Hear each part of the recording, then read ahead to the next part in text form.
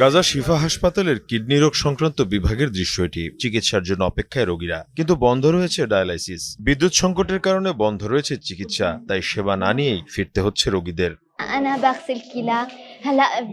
আমার ডায়ালাইসিস প্রয়োজন, কিন্তু বিদ্যুৎ এবং পানির সংকটের কারণে তা সম্ভব হচ্ছে না। আমার শরীরে বিষাক্ত পদার্থের পরিমাণ বাড়ছে, আমার পক্ষে চলাফেরা করাই কঠিন হয়ে পড়েছে। গাজা ইসরায়েলি আগ্রাসন শুরুর পর থেকেই আইডিএফ এর টার্গেটে পরিণত হয় হাসপাতালগুলো।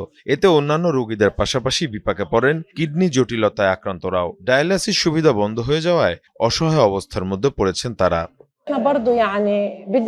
আমাদের চিকিৎসা দরকার, নিয়মিতভাবে আমাদের এই চিকিৎসা সহায়তা প্রয়োজন। শারীরিক ও মানসিক কোনো সহায়তাই আমরা পাচ্ছি না।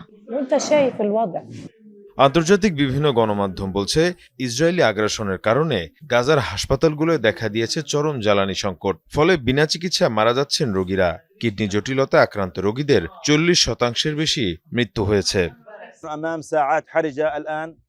জ্বালানি সংকটের কারণে আমরা ডায়ালিসিস বিভাগ বন্ধ করতে বাধ্য হয়েছি।